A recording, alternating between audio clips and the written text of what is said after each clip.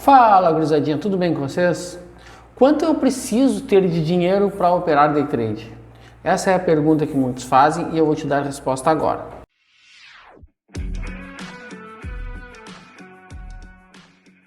Fala, gurizadinha, olha só, eu vou te dar duas respostas para essa pergunta, tá?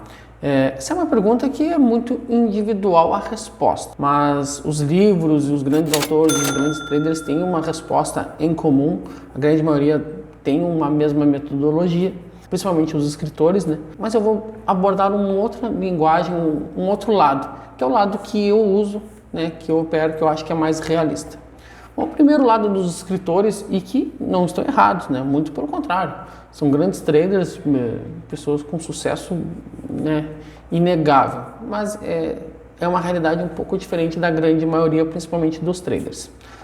Eles pregam o seguinte: tu vai alocar para capital de risco, ou seja, o capital que tu vai fazer day trade, no máximo 10% do teu patrimônio.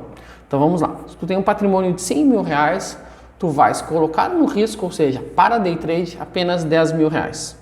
E tu vais arriscar em cada operação 1% do teu patrimônio. Ou seja, o tamanho do teu stop vai ser 1% daquele total que tu colocou para o risco. Vamos lá, patrimônio de 100 mil reais, eu peguei 10%, ou seja, peguei 10 mil reais e coloquei para day trade. Botei lá na minha conta da corretora, separei do meu patrimônio total. E aí em cada operação eu vou arriscar 100 reais, que é 1% dos 10 mil. Beleza, para quem opera, por exemplo, mini índice, 100 reais são 500 pontos de mini índice. Para quem opera dólar futuro, 100 reais são 10 pontos de dólar. Ok, é uma operação que tu tens um stop tranquilo. Se tu entra numa operação, por exemplo, com um stop de 250 pontos no índice, tu pode entrar com 2 mini contratos. Para quem opera ações, vai ter que fazer o cálculo ali do percentual, né, do tamanho do risco para o valor das ações e ver quantas ações tu podes comprar. Pode enfrentar um pouco mais de dificuldade aí, mas é um cálculo feito rápido. Essa é a visão dos escritores, essa é a visão que a maioria dos traders mais famosos têm, indicam e sugerem. É um gerenciamento muito interessante, não tem como dizer que este não é um bom gerenciamento. Qual é o meu problema quanto a este gerenciamento? O primeiro é o seguinte: a gente acaba entrando em operações diferentes com tamanhos de mão diferentes. Por exemplo, numa operação eu entro com um contrato, na outra eu entro com 2, daqui a pouco na outra eu entro com 3. Pode ser que nessa com 3, se o teu risco-retorno ele é sempre proporcional, tudo bem. Agora, se o teu risco-retorno ele não é proporcional, ou seja, tu tem um gain fixo, né? Ou tu tem uma meta financeira, enfim, aí eu acho mais complicado, né? Porque tu acaba estopando com mais contratos e quando tu ganha a mesma coisa, independente do número de contratos. Se tu tiveres gain fixo, né? Se tu tiveres gain proporcional, não tem problema, porque sempre vai ser proporcional, né? Quando tu tiver um alvo maior, tu vai entrar com uma mão menor e vai pegar aquele valor financeiro adequado. Quando tu tiver um alvo menor, tu vai entrar mais pesado e vai pegar o mesmo valor financeiro independente do número de contratos. Essa é uma questão que vai depender da forma que tu opera. A outra questão que eu vejo a grande dificuldade nessa matemática é que quantas pessoas têm 100 mil reais para operar, né? Investido, né? Então, tu tem uma parcela de pessoas que tem este montante para investir muito pequena, né? E a gente está vendo aí, dia a dia, os traders entrando nas corretoras com 50 reais, né? E eu recomendo que tu não faça isso, tu não comece a operar com 50 reais na conta da corretora. Mas é a realidade da grande maioria. A maioria das pessoas não tem aí 50, 100, 200 mil reais para começar a operar, para poder alocar um valor menor lá, já com a reserva de emergência, não tem. A grande maioria das pessoas vinham operar para tentar ganhar o almoço de amanhã, o que é errado também, tá? Mas o ponto que eu quero chegar aqui é que essa matemática, ela não funciona para a grande maioria. E aí eu poderia dizer, não, então você tem que investir primeiro, guardar um dinheiro para depois querer fazer trade. Não vai acontecer, né? Nós somos seres ansiosos, né? E a gente acaba querendo alavancar, a gente acaba querendo acelerar este processo. E o cara não vai esperar juntar todo este montante de dinheiro, porque na realidade, na grande maioria, nem é possível ele conseguir juntar esse montante de dinheiro, a menos que ele tenha um aumento de renda. Então, como é que eu faço, né? Como é que eu defino o quanto eu preciso de margem para operar, né? Quanto eu preciso ter de dinheiro para operar? Primeiro ponto que eu tenho que deixar claro aqui é que a primeira coisa que a gente tem que ter para operar é uma vida financeira estabilizada. A gente precisa gastar menos do que a gente ganha. A gente precisa ter uma vida financeira tranquila. E aí eu não estou dizendo que tu tem que ter 6 meses de reserva de emergência, não estou dizendo que você tem que ter um capital grande, não. Estou dizendo que tu tem que ter uma vida financeira tranquila, confortável. É óbvio que o ideal é que tu tenha essas reservas de emergência, que tu tenha, mas eu sei que não é a realidade da maioria, não adianta que eu pregar algo que a maioria vai ignorar. Eu tenho certeza. Aconteceu comigo, acontece com as pessoas que eu conheço, ninguém espera juntar este patrimônio para começar a operar. Talvez um ou outro aqui, outro lá, mas a grande maioria não vai, a grande maioria quer ganhar logo esse dinheiro. E a gente tem visto aí pessoas botar dinheiro de herança, botar dinheiro das contas da casa, gente operando com dinheiro da prefeitura, como aconteceu. Então, a gente sabe que isso não vai acontecer, isso não é uma realidade para a maioria. Então, o mínimo é ter uma vida financeira organizada, gastar menos do que tu ganha, que o dinheiro que tu ganha lá do teu salário, o salário do teu familiar ali, de quem sustenta a casa, ele pague toda a tua despesa mensal e ainda sobra um dinheiro. Tá? Essa é a primeira coisa, isso é importante demais.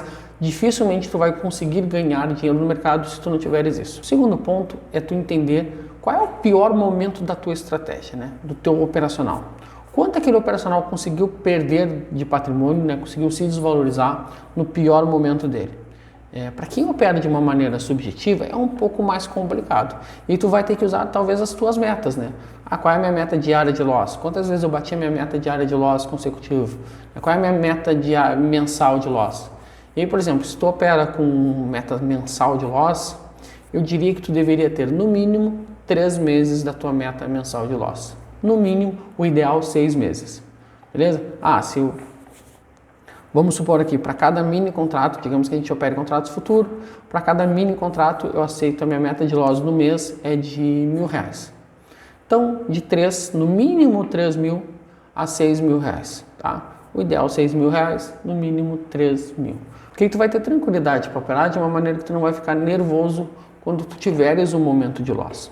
E muito pior do que isso, tu não vai precisar reduzir a tua mão quando tu chegar o momento de drawdown, que toda estratégia tem. Todo operacional, todo operador tem os momentos de drawdown, que é o momento que tua estratégia passa a não funcionar. O mercado ele é cíclico, e teu operacional ele é baseado em algum tipo de movimento do mercado. Em algum momento o mercado não vai mais repetir este padrão por algum tempo, e aí tu vai ser o momento de drawdown, que tu vai ter um rebaixamento de saldo. Então tu tem que estar preparado para isso. Se tu opera de maneira subjetiva, tu vai dar tuas metas, provavelmente. Se tu operas de maneira objetiva, ou seja, com um setup bem definido, com regras definidas, e tu opera aquelas regras ali, que é a forma que eu opero, que é a forma que eu acho mais ideal, principalmente para quem está começando, tu vai usar o drawdown anterior da tua estratégia. E aí, no mínimo, 1,5 vezes o drawdown, ou 2 vezes. Eu uso 2 vezes drawdown no mínimo, e aí, conforme eu vou aumentando o meu volume de contratos naquela estratégia, eu vou aumentando também este capital, para que eu fique mais tranquilo. Não é que eu esteja botando todo aquele capital em risco, porque todas as minhas estratégias elas têm um stop. Quando a estratégia dá um drawdown X, eu stopo a estratégia e não opero mais ela. E normalmente esse stop, o capital que eu uso para operar essa estratégia é bem superior a este stop. Só que me deixa bem mais tranquilo e confortável eu ter um valor além, acima disso, para que eu possa, quando eu olhar lá na minha conta, quando eu tiver o momento de drawdown, eu veja que eu estou tranquilo de margem. E tu ter tranquilidade para operar, para passar por esses momentos, é muito importante, porque é isso que te faz ser consistente.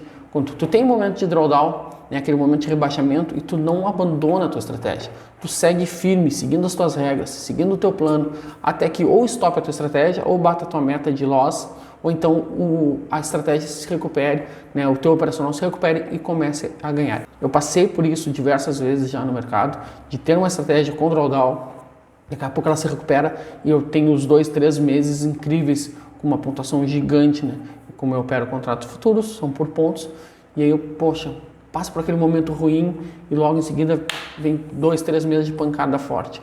Se eu não tivesse seguido, se eu não tivesse sido consistente, se eu não tivesse uma margem adequada para operar, eu não teria pego esses momentos bons de mercado. E os momentos de drawdown são os melhores momentos, inclusive, para a gente aumentar o tamanho da mão. E aí é contracíclico, porque tua mentalidade ela não consegue absorver isso com facilidade. Mas é como comprar uma ação quando o mercado está em queda. E a mesma coisa, quando a gente vai aumentar o tamanho da nossa mão, é como se nós fôssemos comprar mais ações. E o melhor momento não é quando está lá em cima, o melhor momento é quando está embaixo. E quando ele está em momento de drawdown, é o melhor momento para nós aumentarmos o tamanho da nossa mão. Só que a grande maioria não faz isso, né? Quando está ganhando, quer aumentar, quer acelerar, e aí vem o drawdown, está alavancado demais, estopa, para de operar aquela estratégia, ou sai do mercado e acaba perdendo. Esse é um movimento comum dos traders, infelizmente tem acontecido aí. Valeu, gurizadinha! Se vocês gostaram do vídeo, curte aqui embaixo, se inscreve no canal. Um grande abraço, até a próxima, valeu!